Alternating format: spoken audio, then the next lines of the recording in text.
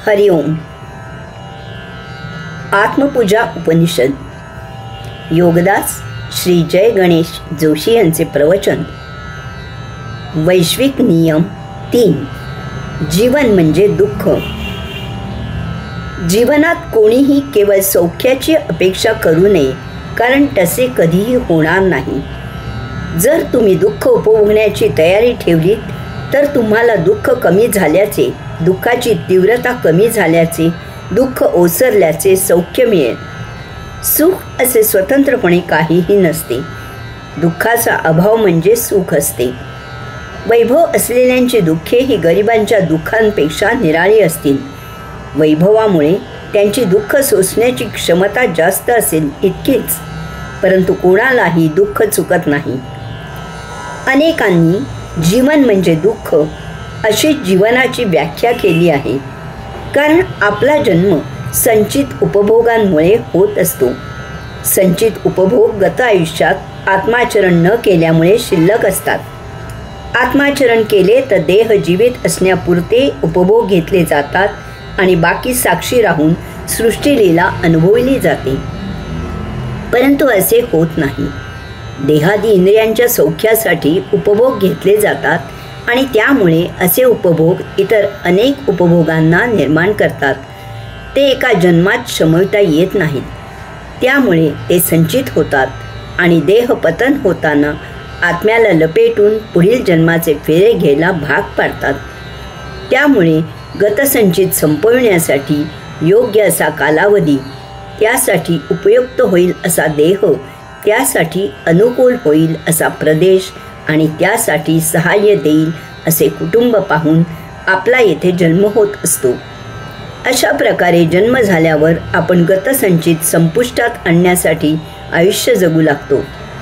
असे हे गतसंचित आत्मेच्छेपेक्षा निराळे असल्यामुळे ते शमवताना आपल्याला दुःख होत असते.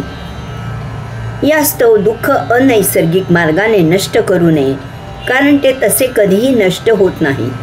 कदाचित काही कालावधी ते निष्प्रभ होईल आणि संधी मिळताच ते पुन्हा उभारी घेईल आणि दाम दुप्पट उफाळून येईल.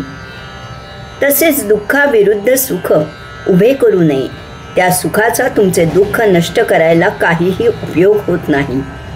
असे उभे केलेले सुख यथा कालावधी उपभोगून संपते आणि मग त्यामागे दडलेले दुःख पुन्हा उसळ घेते. अशा वेळी त्या सौख्याच्या सवयीमुळे दुःख आणखी तीव्र झाल्यासारखे वाटते.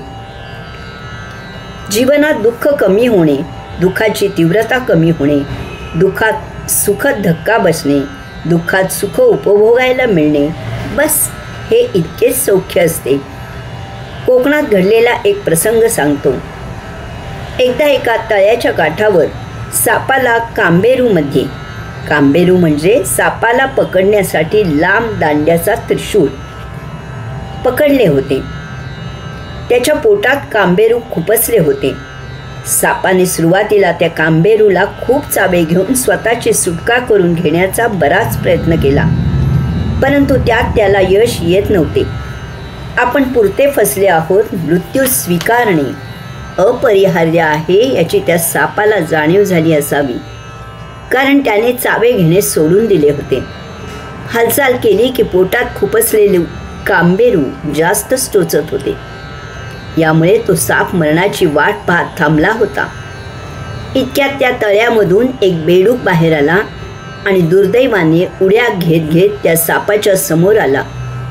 बेडूक पाहिल्यावर त्या तशाही अवस्थेत सापाने त्याला पकडला आणि गिळला. बस, सुख हे इतकेच असते. बाकी जीवन म्हणजे पोटात कांबेरू घुसल्यासारखे दुःख आहे. त्या दुःखातच सुख उपभोगायचे असते. यास्तव दुःखाकडे पाहण्याचा दृष्टिकोन बदला. आलेले दुःख स्वीकारा आणि उपभोगून नष्ट करा. संचित संपविण्यासाठी तो त्या परम अस्तित्वाचा प्रसाद असतो. त्या योगे तुम्ही कैवल्याच्या यात्रेची तयारी करत असता, मुक्तीकडे वाटचाल करत असता. गतसंचित संपविल्याशिवाय कैवल्याची, मुक्तीची यात्रा होत नाही. गतसंचिताचा, दुःखाचा अव्हेर करू नका.